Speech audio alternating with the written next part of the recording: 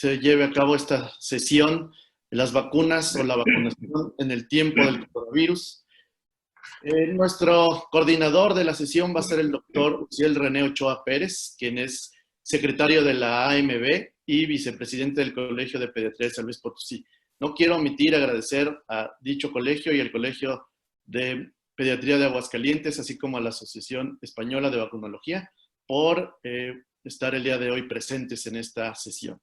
Entonces, sin más, doctor Uziel, los dejo con usted y veremos que esta sesión será muy provechosa. Bueno, buenas tardes. Bienvenidos todos los que al momento ya se pudieron enlazar, tanto aquí en México como en España. Y obviamente a todos los que se seguirán enlazando en los siguientes minutos a esta sesión que va encaminada a abordar el concepto de la vacunación en tiempos de coronavirus. Agradezco al doctor Raúl Romero Peregrino, presidente de la AMB, Asociación Mexicana de Vacunología, por su apoyo en la coordinación de este evento. Al doctor Heriberto Saldaña, presidente del Colegio de Pediatría de San Luis Potosí. Al doctor Aldo Medina, del Comité de Difusión y Cibernauta de nuestro Colegio de Pediatría, y quien nos está ayudando en la logística de este evento. Así como a nuestros expertos, el doctor Fermín y el doctor Benjamín, que en un momento presentaremos, que nos apoyarán con la logística de los conocimientos de lo que está pasando tanto en España como aquí en México. Sabemos que la situación de la pandemia decretada por la OMS el pasado 11 de marzo del 2020 nos ha supuesto a la mayor parte de los habitantes de este planeta Tierra con cambios sustanciales de nuestras formas de vida.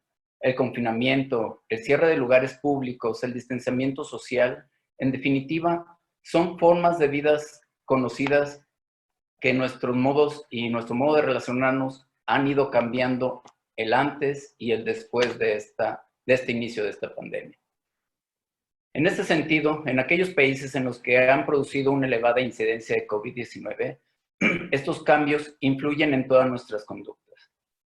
Uno de estos aspectos es el miedo a los familiares a salir a la calle y acudir a los puntos de vacunación. Estos miedos pueden conducir a una disminución de coberturas de las vacunas sistemáticamente que se estaban administrando tanto en sector público como en sector salud y sector privado. Esta situación nos preocupa a todos, pediatras, enfermeras, administradores y en definitivo a toda la sociedad. Tenemos que seguir promoviendo la aplicación y seguridad de las vacunas para seguir salvando millones de vidas gracias a esta herramienta con la que contamos, que es la vacunación. Para esto, la Asociación Española de Vacunología y la Asociación Mexicana de Vacunología, junto con los colegios de pediatría de San Luis Potosí y Colegio de Pediatría de Aguascalientes, nos unimos para tratar de dar un panorama de lo que está sucediendo antes de esta pandemia, de lo que sucede actualmente y de lo que esperamos suceda en el campo de la vacunación al término de esta pandemia. Tenemos afortunadamente el placer de trabajar en equipo desde hace algunos años con la Asociación Española de Vacunología, desarrollando estrategias para seguir promocionando la vacunación a beneficio de toda la población, tanto de España como de México, y por ende a los países que quieran seguir nuestras conductas. Participan con nosotros en nuestro Congreso de Pediatría, participó con nosotros en el Congreso de Pediatría el doctor Fermín, el doctor Amos, y nos hicieron realzar ese evento el año pasado. Igualmente, el día de hoy nos realzará y nos apoyará con lo que está pasando específicamente en lo que es España. Y con nosotros está el doctor Fermín García, pediatra de la Asociación Española de Vacunología, y el doctor Benjamín Madrigal Alonso, pediatra, infectólogo y vicepresidente de la Asociación Mexicana de Vacunología y vicepresidente del Colegio de Pediatría de Aguascalientes. De igual forma, el doctor Fermín García Rodríguez nos dará entrada a esta presentación con algunas diapositivas dando en estas un panorama general de lo que está sucediendo en España. Posteriormente continuará el doctor Benjamín. Al término de estas presentaciones haré a los ponentes algunas preguntas principales para ir abriendo pauta para que el resto de la población que se encuentra enlazada con nosotros, nos haga favor de externar sus dudas y esperamos a la brevedad y de forma concisa y precisa dar punto a cada una de estas preguntas que se realizan. Entonces, para continuar esta sesión, el doctor Fermín García Rodríguez, pediatra, vicepresidente de la Asociación Española de Vacunología, nos hará el favor de dedicarnos los siguientes minutos. Adelante, doctor. Muchas gracias por apoyarnos en esta excelente presentación, que estamos seguros que será de realce gracias también a su participación. Bueno, lo primero es agradeceros a vosotros, a lo que es la Asociación Mexicana de Vacunología, a los colegios de pediatría, de San Luis de Potosí, de Agua Santa, y a todo el equipo que está aquí, porque para mí es un honor compartir con vosotros la experiencia que tenemos, compartir con vosotros aquello que nos podamos transmitir unos a otros y también recordar pues, ese congreso maravilloso de ahí, de San Luis de Potosí, donde tuve la ocasión de conoceros y de estar en un marco estupendo y fenomenal, con que vamos a compartir todo lo que podamos y vamos a seguir aprendiendo unos de otros. Bien, yo quiero decir que unos días después de la declaración de pandemia por parte de la OMS, concretamente el día 14 de marzo, en España se decretó el estado de confinamiento y el estado de alerta, se le llama aquí. Entonces, este estado de alerta, bueno, pues puso, como muy bien ha explicado Lucía, el problema de que muchos padres no podían salir en un primer momento, solo para asistir pues, a los consultorios y para asistir también a la farmacia y poquito más. Entonces, ¿qué pasó? Bueno, lógicamente se tenía miedo a salir a la calle. Este que estáis viendo ahí es nuestro calendario, un poco diferente del calendario mexicano, pero sí me gustaría llamar un poco la atención sobre la parte primera del calendario, antes de los 3 años, o sea, hasta los 15 meses, que es donde se producen las primeras inmunizaciones, donde entra en contacto ese lactante, ese niño, va a entrar en contacto con una serie de antígenos y su cuerpo va a empezar a desarrollar los anticuerpos como todos conocemos. Esa lo consideramos una parte importante porque ahí es donde estamos haciendo ahora mismo hincapié en estos momentos difíciles. Si puedes pasar la siguiente, aquí, puedes pasar la siguiente diapositiva. Aquí vemos que nosotros tenemos una cobertura que son muy buenas durante la primera etapa de la vida. O sea, el primer año, una cobertura del 97%, 98%. Después baja un poco ya en el segundo año, que se ven que son coberturas a nivel nacional del 95, 96, pero aquí el problema que tenemos, y no sé si también en México después lo hablaremos, es el que conforme los niños van siendo mayores, las coberturas van bajando muchísimo. Las coberturas, ya puedes pasar, si quieres, la siguiente diapositiva. Eso. Lo vemos ahí. Vemos los primeros cuadros, como son niños con una cobertura relativamente amplia, relativamente grande, y vemos cómo las coberturas ya van bajando bastante. Si nos fijamos en las dosis de recuerdo en los adolescentes, ya estamos hablando del 86, estamos hablando del 80, o sea que tenemos un 20% de poblaciones desprotegidas frente a las enfermedades de las que estamos vacunando. Y esto, claro, lógicamente es un problema, más ahora en la situación de confinamiento que hemos tenido, por ese miedo del que vamos a hablar seguramente, porque eso es un problema, y también pues porque las autoridades sanitarias, por lo menos en nuestro país, han sido muy estrictas, y las autoridades políticas también, a la hora del confinamiento. Se han puesto muchísimas multas a personas que se lo han saltado, y claro, eso unido al temor de contraer la enfermedad, pues nos está llevando quizás a perder un poco esas coberturas que ya digo que en las edades posteriores son bajas. ¿Puede pasar la siguiente? Aquí tenemos la cobertura de vacunación antigripal en población mayor de 65 años. Son los datos del Gobierno de España. Y vemos que la cobertura ha bajado.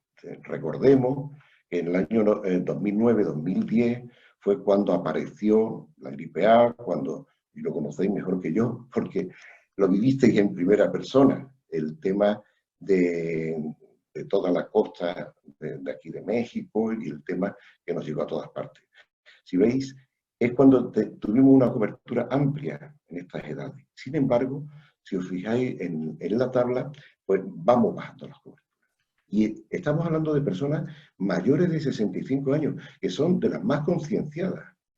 Son de las más concienciadas. Por favor, pasa a la siguiente diapositiva.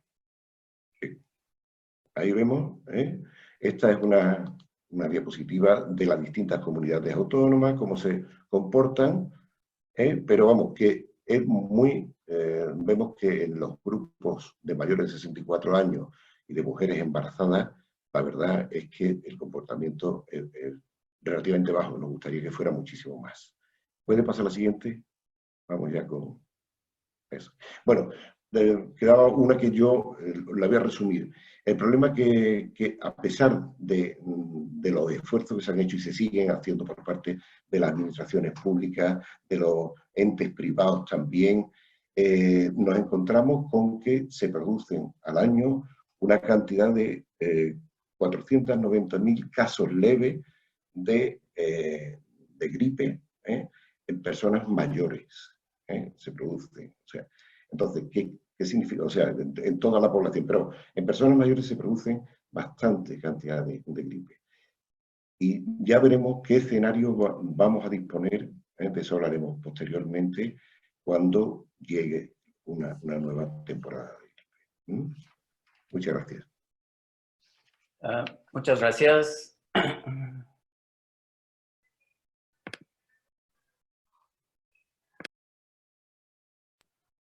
Muchas gracias, doctor Fermín.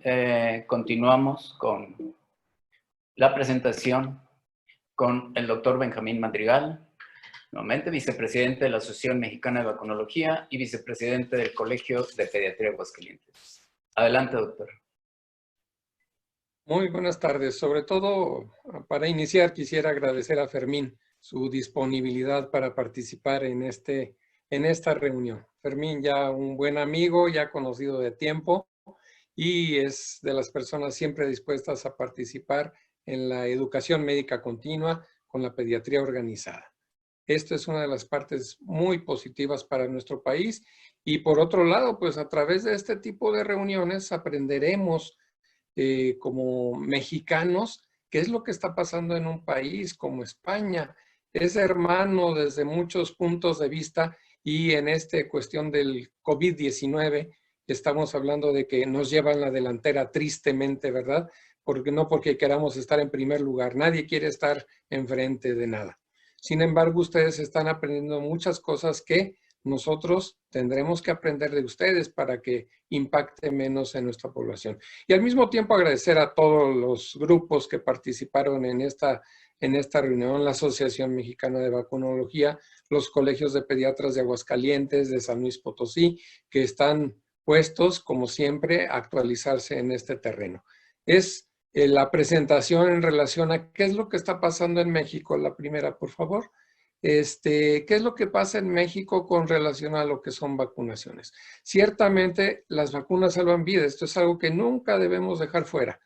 Se puede decir que hay dos medidas de salud pública importantísimas a nivel mundial. Uno es el agua potable, el otro la vacunación. Se han salvado cientos de millones de vidas nada más por estas dos medidas, y por tanto las vacunas tienen esa importancia. La siguiente.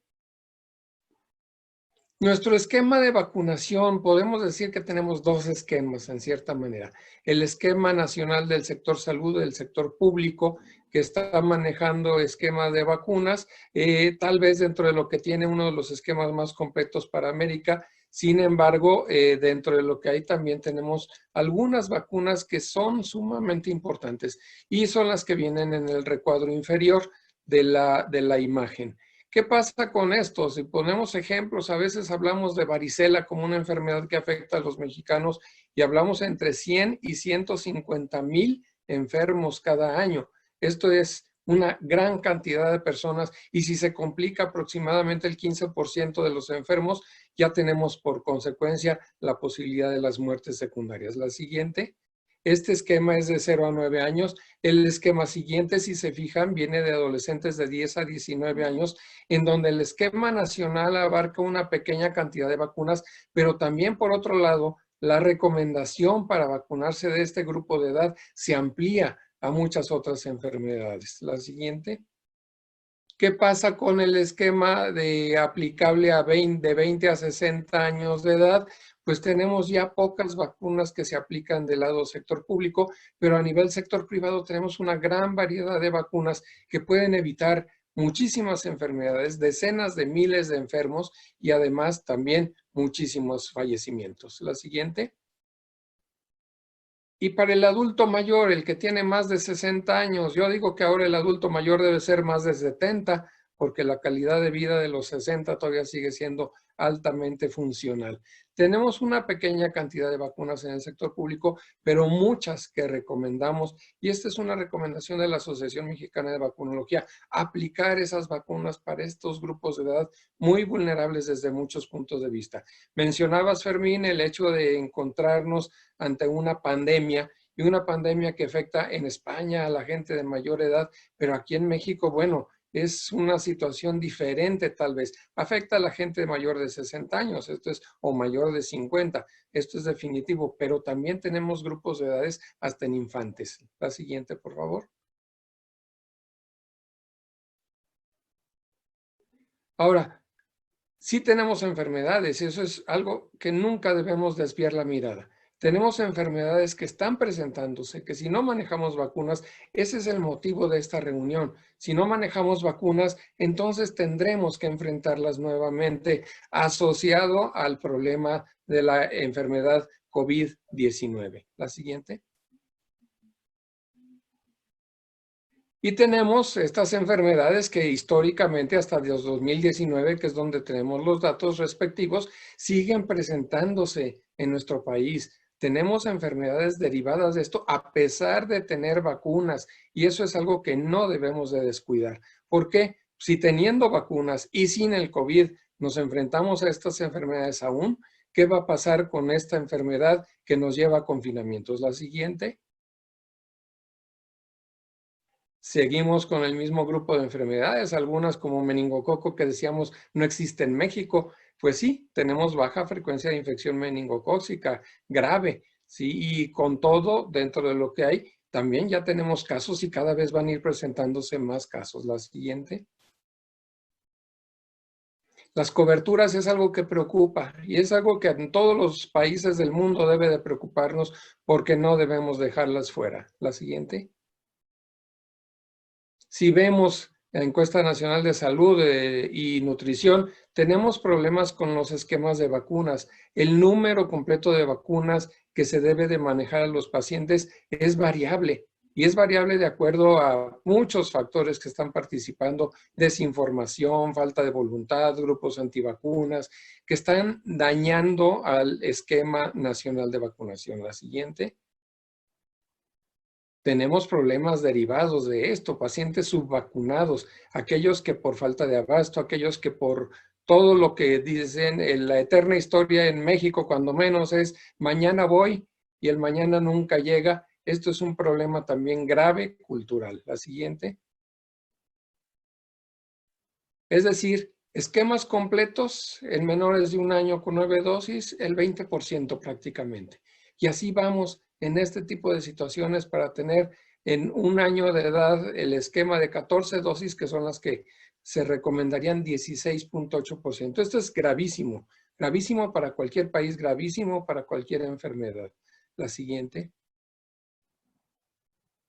El problema de por qué no se vacunan y cuántos pacientes no se vacunan son situaciones derivadas de si el esquema con todo lo que venga en recorte presupuestal y todo lo que derive de esto, implica que aplicamos tal vez hasta el 40% menos de las vacunas que deberíamos de tener. Esto es algo todavía que complica de todo lo que venga derivado de esto. Y hay varios factores que se pasan con esta situación. La siguiente. ¿Estamos en riesgo de brote en México? Pues con lo que acabo de mencionar ahorita, estamos en un grave riesgo de brotes epidémicos. No es el COVID-19 el que está afectando ahorita nada más. Vamos a tener muchísimo más problemas derivados si no seguimos vacunando. La siguiente. Y bueno, es motivo de esta reunión. Así que con todo, Fermín, nuevamente bienvenido y gracias por participar.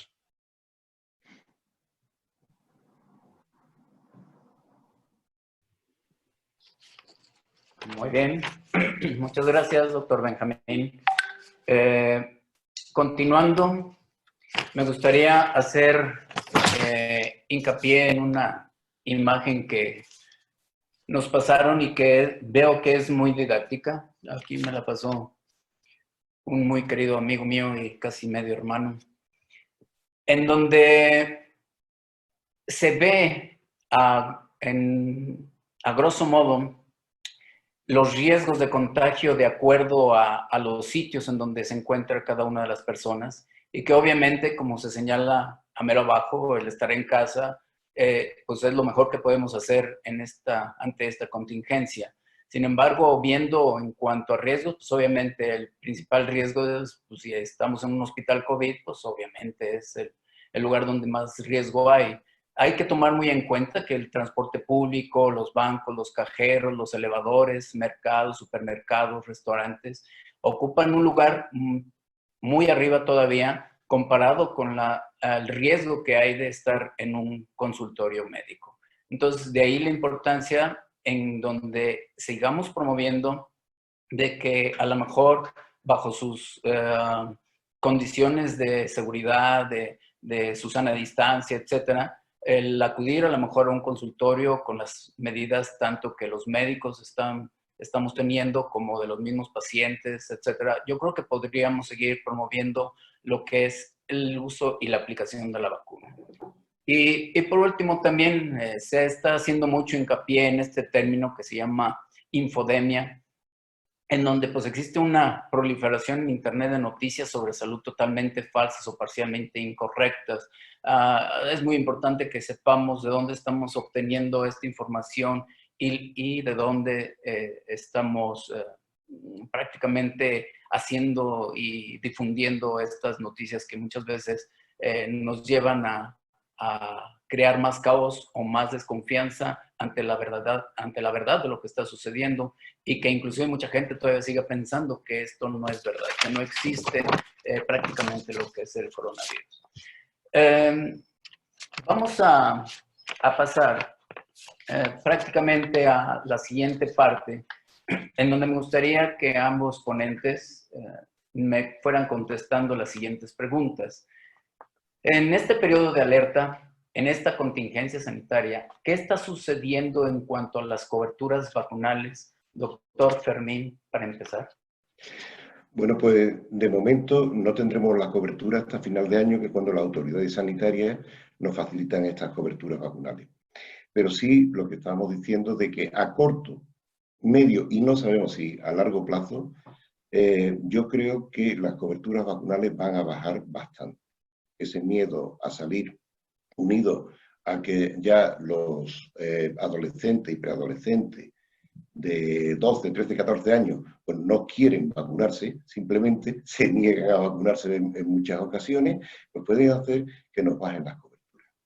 Tenemos que estar muy atentos a eso porque lo vamos a conocer a final de año, pero nos podemos encontrar con que todas las coberturas de momento bajen. Y tenemos que tener muy claro la cosa, lo estamos diciendo, no es una cuestión solo ya de que el mundo sea el coronavirus y todo esté en función del coronavirus, es que sigue habiendo enfermedades transmisibles, lo vamos a hablar en la plática de hoy. Pero que, ya digo, ya veremos si a medio, largo plazo cuando digo largo plazo, como no sabemos cómo va a ir la evolución de esta pandemia, sabemos si este año, y ya veremos el año que viene, si empieza a recuperarse por lo menos en los sectores más reacios a la vacunación. Doctor,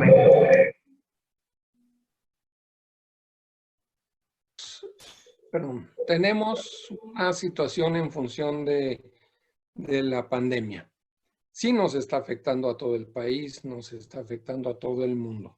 Y lamentablemente, como mencionaba Susiel en relación a la infodemia, también este es uno de los graves problemas que se agregan a la situación de tener un problema de salud, porque la gente, y lamentablemente muchísima gente, se deja llevar más por esta información que por las fuentes confiables.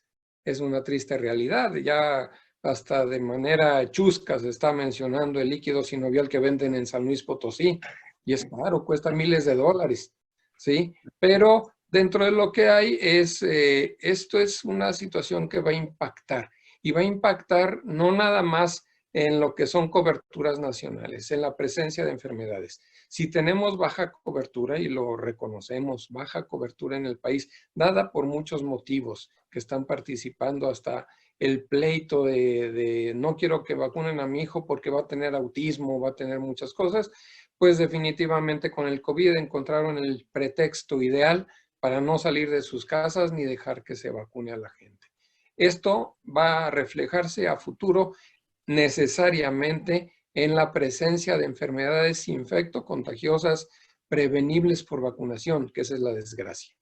Este es un problema real. Los números no los tenemos, pero las preguntas por vía teléfono, por vía WhatsApp, que son las que están participando de no puedo llevar a mi hijo porque va a entrar al hospital.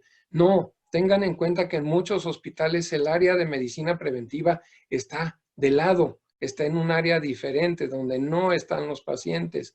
En muchos hospitales, dentro del hospital, ya se estableció la ruta COVID, si se puede decir así, los códigos verdes, los códigos, es el código, el manejo de códigos de acuerdo a por dónde debe de estar la gente que se maneja en COVID.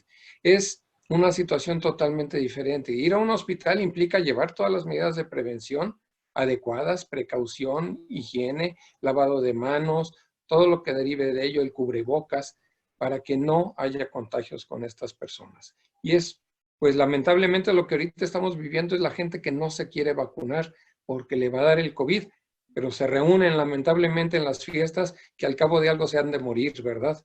Así se maneja. Muy bien. Yo creo que, Sí, doctor. Al hilo de lo que estaba diciendo, yo creo que el gráfico primero que se ha puesto es fabuloso. O sea, como un consultorio médico tiene muchísima menos posibilidad de contagio que un bar o un supermercado o la misma, bueno, ir por ahí en cualquier sitio. Yo creo que esto es lo que debemos de transmitirle también a las personas, a nuestros pacientes, para que sepan que el miedo ese de yo no puedo llevarlo, ¿cómo lo voy a llevar yo? Hay que quitarlo, porque realmente, como muy bien ha dicho el doctor Benjamín, ahí en los centros de salud, en los hospitales, en los sitios donde se produce la vacunación, se extreman las medidas. O sea que eso, que le llegue al público, es lo importante. Muy bien, muchas gracias. Doctor, bueno, ambos doctores, ¿qué medidas se han adoptado en España para que no disminuyan las coberturas vacunales? Tanto, obviamente, España y aquí en México, doctor Benjamín. Bueno, aquí, aunque es distinto porque no hay un criterio tan unificado, pues sí lo que se está haciendo es fundamentalmente la vacunación en menores de 3 años, sobre todo hasta los 15 meses, que como decíamos es la vacunación donde se produce un gran número de enfermedades y que además son bastante graves. Entonces, muchísimos sitios, no lo puedo decir en todos, porque claro, las situaciones son distintas. Este periodo, este grupo de edad se sigue vacunando. En algunos, donde el riesgo es mínimo, se ha conseguido aumentar la vacunación en el resto de edades juveniles y infantiles. Y otra cosa que se está haciendo ya también, de cara ya a la próxima temporada de gripe, es fomentar la vacunación en muchas comunidades. Los estados que tenéis ahí en México, pues nosotros en España, pues tenemos las comunidades autónomas y muchas están intentando fomentar esta vacunación de gripe, haciendo campañas sobre campañas y sobre todo reforzando la educación sanitaria para que esa parte de población que le tiene miedo a las vacunas vean realmente los efectos positivos que tiene esta vacunación. Bien, de hecho, como mencionaba el doctor Fermín, el manejo en un consultorio es ya diferente. Todos tenemos un esquema de entrada al consultorio, de sanitización del consultorio, en la salida del consultorio, el espacio entre pacientes. Es el consultorio, si bien un área donde se reúne gente diversa, es un área que ya se está protegiendo para que no haya problemas en relación a la COVID-19. ¿Qué pasa con esta reunión? Esta reunión básicamente es un intento, es una buena medida para aumentar coberturas nacionales. Tenemos acceso ahora a través de esta reunión con personal médico, paramédico, enfermería, de lo que es nuestro país, y en España también estamos en presencia. ¿Qué pasa con todo ello? Tenemos que insistir en que la vacuna se debe de seguir manejando. Algunas medidas lamentablemente no se han difundido extensamente en el país. Es el manejo, digamos, de vacunación de calle. No es el ideal, estamos hablando de ello. El vacunar de calle en otras épocas de la existencia en México era vacunación casa por casa, ir buscando quién tenía menos de 15 meses de edad o menos de un año, menos de 5 años para poder vacunar a la población. También con esto nos enfrentábamos con problemas. Sin embargo, hoy la vacunación de calle, que también mucho personal de enfermería está participando en ello y gracias a ellas están con el equipo de protección personal y están vacunando hasta donde se puede. Sin embargo, sí tenemos que intensificar estas medidas. Muchas gracias. Doctor Fermín, ¿han tenido un aumento de las enfermedades incluidas en la vacunación habitual allá en España? E igualmente, si el doctor Benjamín al término nos puede explicar lo que está observándose aquí en México. Sí, también para esto tendremos los resultados a final de año para ver cómo ha ido. Pero lo que comentamos, por ejemplo, en el campo de la pediatría, es que sí estamos viendo enfermedades que son vacunables, que podían haberse evitado. Hace poco, cerca de mi domicilio, pues ha muerto un chico por una varicela, se han dado casos muy graves de meningococo B, enfermedad meningocócica B, y existen también un elevado número, el número normal de enfermedades, pero que yo creo que se agrava la situación debido, ya no solamente de las vacunables, sino se agrava la situación debido al miedo que decíamos antes. Que una apendicitis sigue siendo una apendicitis, que una púrpura sigue siendo una púrpura. Recuerdo un caso hace poco mío que me vinieron unos padres y el niño tiene una púrpura, digo, con bastante sintomatología, digo, bueno, esto tiene que ser estudiado en el hospital. No, al hospital no, por Dios, en el hospital no. O sea, entonces quiero decir que esa patología esa va a seguir. Y aparte de eso, vamos a ver esta bajada, si es que se produce, de las coberturas vacunales, si no nos vamos a encontrar con distintos brotes. Podemos encontrarlo con sarampión o podemos encontrarlo con otros brotes. Doctor Benjamín. Yo quisiera mencionar en relación a esto, los números de cómo están las enfermedades todavía no van a salir. Van a salir hasta el próximo año para nosotros en México, en donde está la información del número de padecimientos. Tenemos nuestro reporte de casos nuevos de enfermedades, tenemos todo lo que se maneja por vía de la Secretaría de Salud, pero también tenemos una disminución en el número de médicos activos a nivel de consultorio.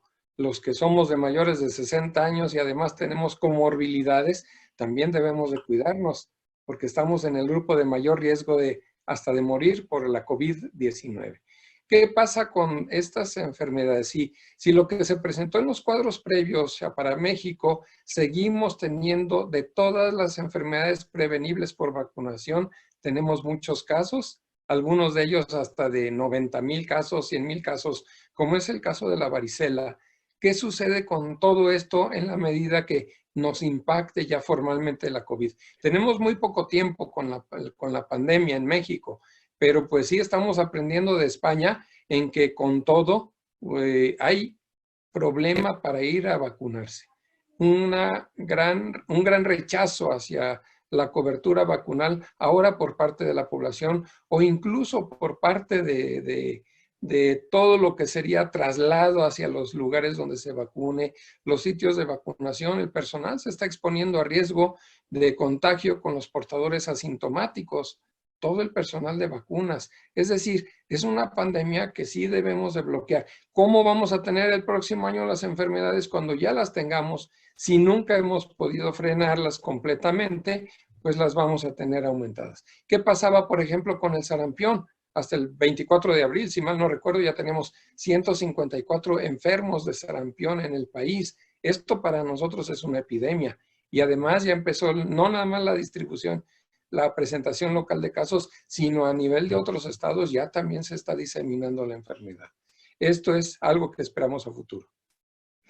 Y además hay que tener en cuenta que el sarampión, pues, todos sabemos que es una enfermedad que es muy transmisible. O sea que eso, tenemos que tener ese hecho ahí. Si se ha conseguido parar el sarampión, como ya se hizo aquí en las Américas, se empezó también con los estudios y, bueno, se hicieron unas campañas fabulosas, hablo ya de hace unos años, pero si olvidamos eso, si empezamos a perder esas coberturas, nos vamos a encontrar con serios aprietos, ¿eh?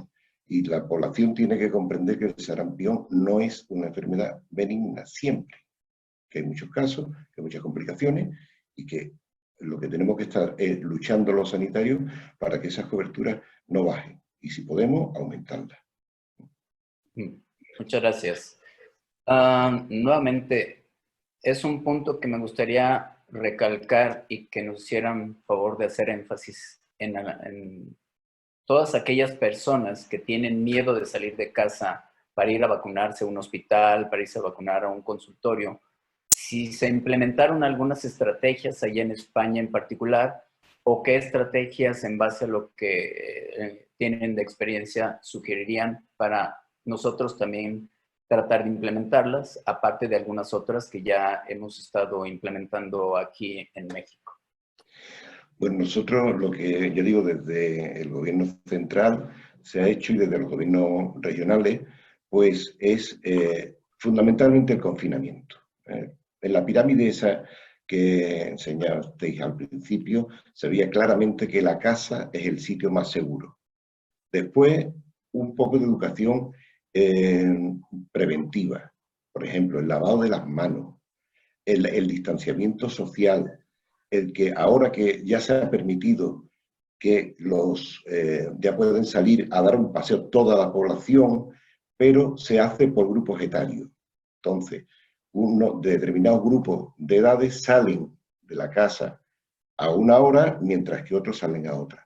¿Para qué? Sobre todo para evitar, porque como decíamos al principio, en España el problema que estamos teniendo fundamentalmente son las personas mayores, aparte de que se dan caso en todas las edades, pero fundamentalmente las personas mayores, que no tengan contacto con niños que puedan ser portadores del COVID y que estén lo más alejadas posible. Se producen casos, pero muy aislados, de agrupación, sobre todo de jóvenes, para tomar una cerveza o algo así, pero realmente son muy estrictos, se está castigando mucho, fundamentalmente de manera económica, a todas aquellas personas que no cumplen con las normas y que a veces es difícil cumplirlas, pero que se está... Y también hay una campaña en televisión donde nos están ofreciendo cómo van todo día por día, e incluso pues por cada comunidad autónoma y muchas veces incluso hasta por determinados pueblos, cómo está la situación. Eso está creando también, aparte del miedo ese, pero también una conciencia en la población de que esto no es una tontería, que hay que tomarlo en serio, y que lo que sí se debe hacer es ir a sitios como puede ser un punto de vacunación, o como puede ser una farmacia, y tomar las medidas sanitarias necesarias para eso, para vacunarnos de otras enfermedades y al mismo tiempo tener esa... A veces se llevan mascarillas, no es obligatorio tampoco, eso cada día va cambiando según la epidemiología y según los datos que vayamos teniendo y el conocimiento sobre este germen, y entonces ahí es donde estamos haciendo más hincapié. Ahora lo que sí estamos apreciando también, por otro lado, es que muchas de personas que grupos antivacunas y todo esto, pues en redes sociales no están tan activas ni haciendo ese proselitismo que enseñaba el doctor Benjamín en la diapositiva, ¿no? Por lo menos están más tranquilos, porque hoy en día todo el mundo quiere una vacuna para el coronavirus. Ya la palabra vacuna está entrando directamente en todo el vocabulario. O sea que esos son un poco lo que estamos haciendo aquí en España. Adelante, doctor Benjamín. Hay algunas cosas y yo creo que la palabra clave la mencionó el doctor Fermín en función de confinamiento. Es algo que triste, pero no se entiende. O sea, ¿qué significa confinamiento cuando tenemos mucha economía informal, cuando tenemos gente que vive el día a día, cuando hay empresas que todavía dicen, tú tienes que venir 2 días por semana independientemente de tu situación COVID? Esto obliga obviamente a la exposición, a riesgos, a todo lo que se maneja. Y ni se diga el asunto de cuestiones de ir a bares, de hacer fiestas privadas, familias que se reúnen porque no han visto al abuelo en 3 semanas. Son muchos problemas derivados de ello, pero la clave es confinamiento. Después de esto viene el lavado de manos, el manejo de sanitizado de todo lo que tenemos. En función de ello, nuestras manos es lo principal como una fuente de contagio, el no tocarnos la cara, todo lo que viene siendo secundario a ello. Hay algunas medidas que se han manejado. Lamentablemente México es muy grande, demasiado grande para poder dar una cobertura adecuada a todo lo que significara. Pudiera manejarse hasta por regiones en las cuales el ejército mismo, la policía misma, está repartiendo despensas a la gente que está confinada. Esto es una excelente medida para favorecer que, si bien no es la manera de salir adelante del problema económico, favorece que la gente conserve esta cuestión de confinamiento. Es muy difícil poder implementar todas las medidas. Si se van fijando, la información que va saliendo oficialmente, cuando menos de fuentes más o menos confiables, es cambiante. Aún de una revista prestigiada está presentándose un artículo en caliente así, de que ahora esta medida va a ser más efectiva, que tal cubrebocas N95 es el más eficaz, que de ahí para arriba son los mejores, que si la mascarilla quirúrgica funciona, en fin, hay demasiada información en esto y también ese es otro problema de choque, porque nosotros hoy médicos estamos dando una información que mañana tal vez digamos que es incorrecta, no falsa, pero incorrecta sí. Ok, muchas gracias. Sobre lo que decía el doctor Benjamín, aquí también se ha organizado, sobre todo por grupos de voluntarios y por autoridades sociales y eso, el reparto de domicilios, sobre todo en personas mayores que viven solas, que no pueden salir y que además supondría un riesgo salir. Y también él ha apuntado algo importantísimo, que a lo mejor nosotros nuestras autoridades tomaron el tema del confinamiento para todo el país. Ahora ya no. Ahora se ha empezado una fase diferente en la cual en aquellos sitios donde no hay o el riesgo de contagio es mínimo, ya se permiten otra serie de actividades. Ya pueden salir en grupos pequeños, ya se puede estar en una terraza de un bar para tomar una cerveza, sea, está empezando a hacerse. Hoy mismo muchas comunidades han pedido que el poder ir desconfinando a la población. Muchas gracias. Y aprovechando ese punto que mencionó específicamente sobre la vacuna, es una pregunta que todos los días se nos hace, no solamente una, sino varias veces, en donde, pues, ¿qué está pasando con la vacuna? O sea, ¿por qué tarda tanto en salir? ¿Por qué no la tienen tan rápido como se tuvo las otras vacunas, por ejemplo, para la influenza? Inclusive ya hasta algún grupo de amigos, como aquí en México, ya no venden cerveza, dicen, pues lo que nos estamos ahorrando en cerveza lo cooperamos para que se produzca la vacuna, lo que sea usando voluntad, pero que ya salga una. Entonces, quisiera ver su punto de vista, que nos externara y que nos dejara algunos puntos claros a la población que nos escucha y poderla seguir transmitiendo. ¿Por qué no tenemos en estos momentos ya una vacuna y cuánto tiempo tardaría? Los que nos dedicamos al tema de vacunas sabemos que la producción de vacunas es lenta, siempre la consideramos lenta. Sobre todo cuando es un germen nuevo, cuando no es una influenza que cambia un A por otro tipo de A o el B por otro tipo de B, sino que este es un germen nuevo y lógicamente el germen va a intentar defenderse por todos los medios. Lo primero es que nos oculta donde podemos atacarle. Eso está claro. Y hay que irlo buscando. Entonces, yo creo que ese es uno de los primeros productos, pero de los primeros problemas para tener una vacuna rápidamente. Pero yo creo que lo que hay que transmitirle a nuestra población es que si se tarda en las vacunas es porque lo primero que se busca es la seguridad. Antes de saber la inmunogenicidad, antes de saber la eficacia, antes de saber la efectividad, por supuesto la eficiencia, pero lo que se busca ahí es la seguridad. Que lo que no se puede hacer es poner una vacuna a muchas personas que son sanas y que pueda causarle una serie de efectos secundarios.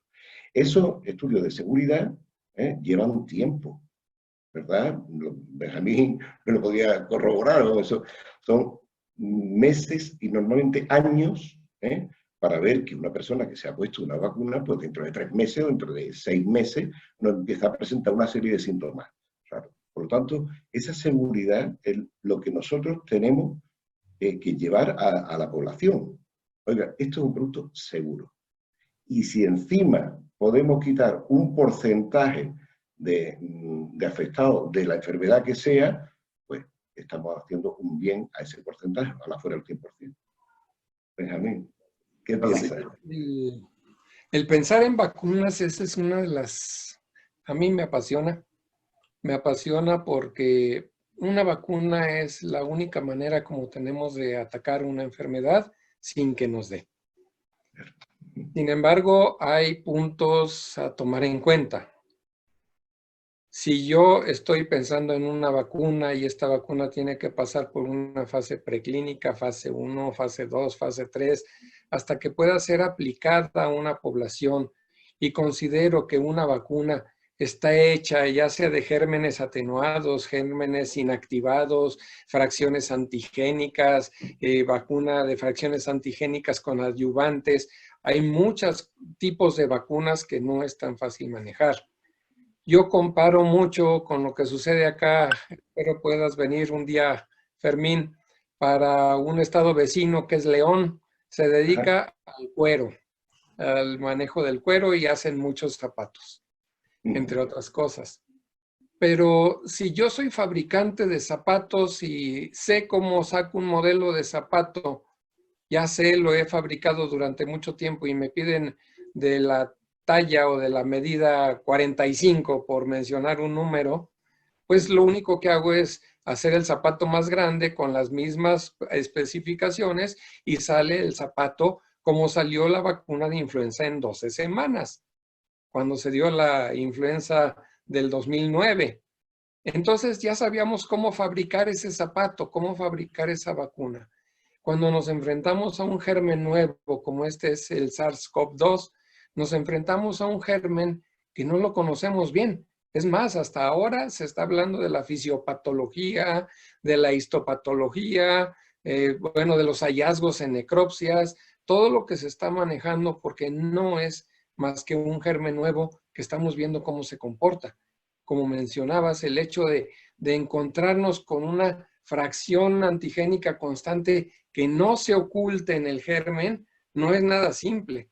Debe ser una constante a la cual pueda yo dirigir mi ataque a través de la vacuna. Y aunado a esto, sacar sobre todo esa vacuna que sea segura.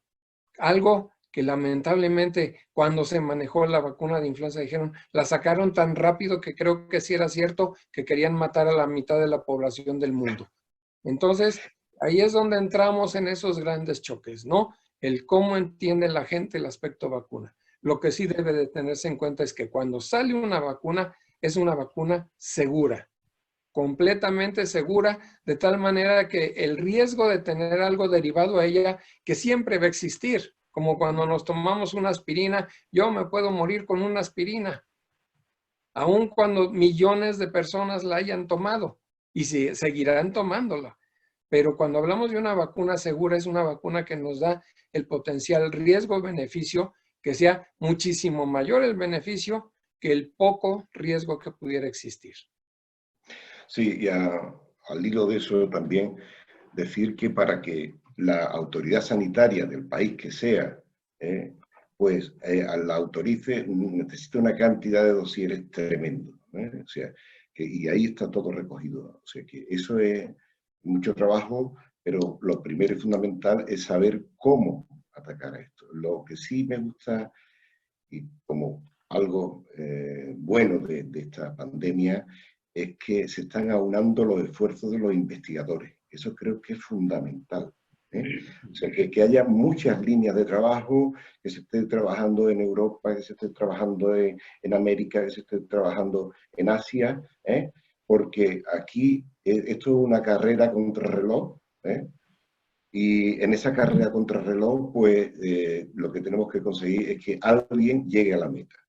Y ese alguien, ya después habrá que ver cómo se llega a la población. Pero lo importante es que alguno, por lo menos, o si pudieran ser 2 líneas, pues sería fabuloso. Pero hay que tener esa paciencia. Y lo que tampoco se puede decirle a la población, no os preocupéis, porque la vacuna ya va a estar aquí, la vais a tener.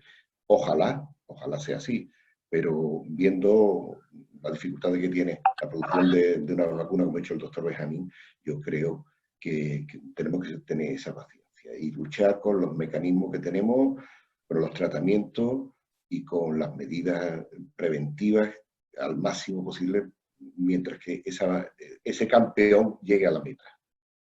Okay.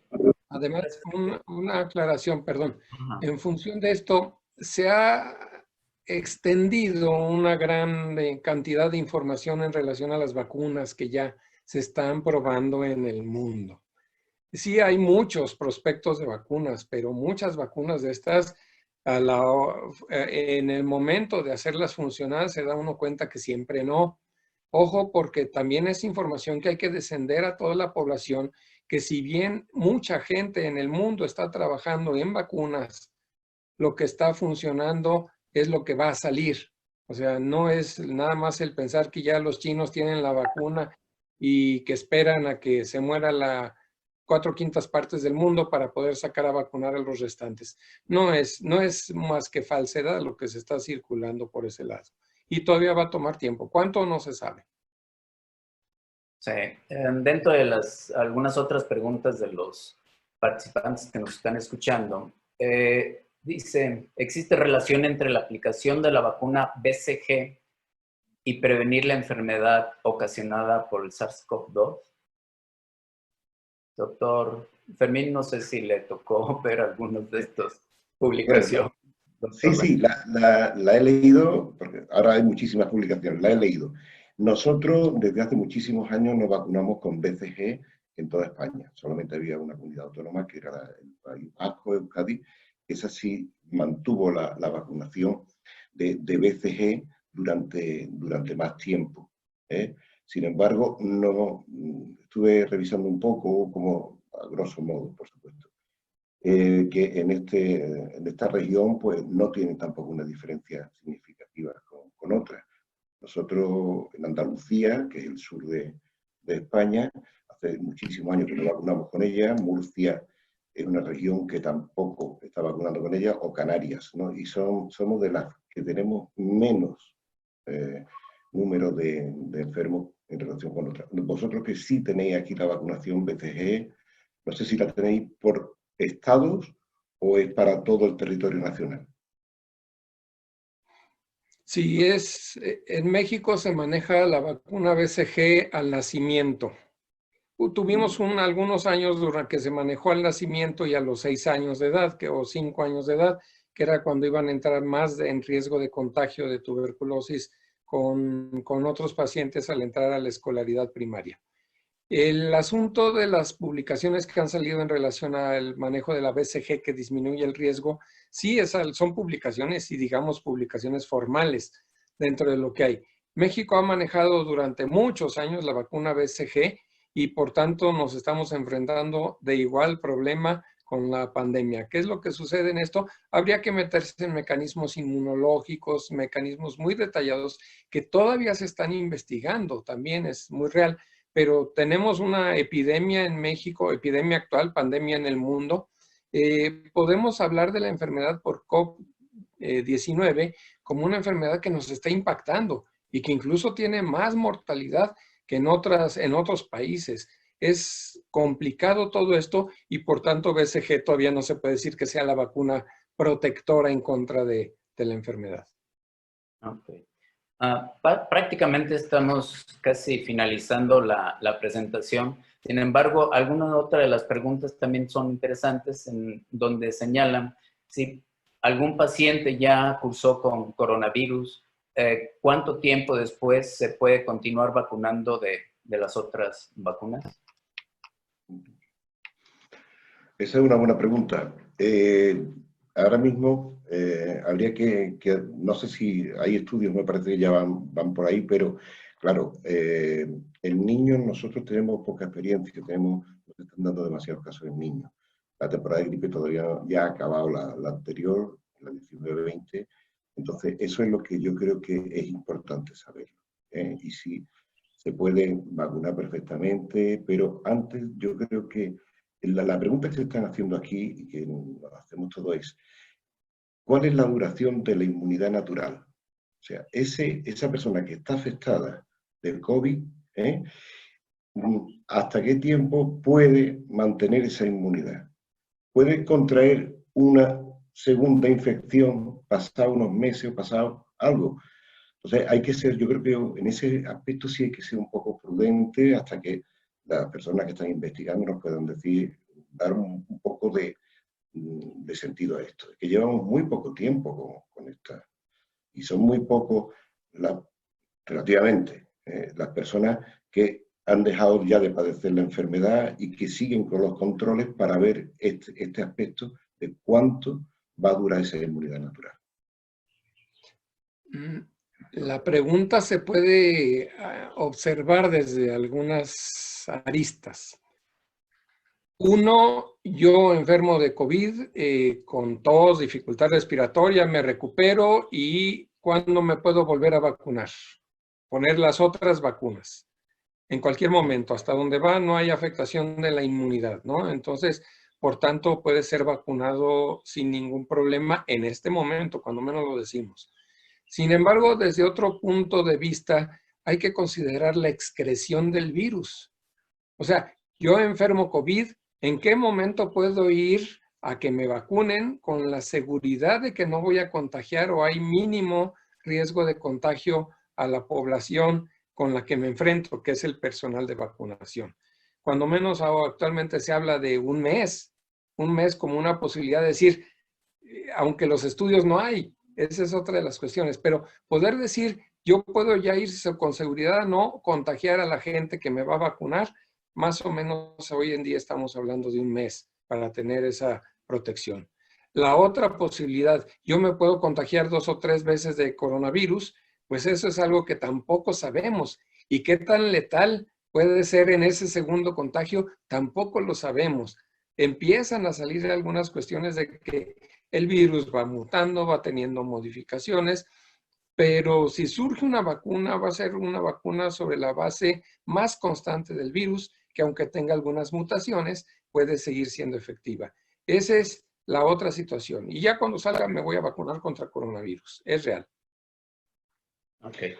Pues prácticamente sería ya la última pregunta por cuestiones de tiempo. Hay muchas otras, como qué tan conveniente es promover lo de la vacunación a domicilio, etcétera, etcétera.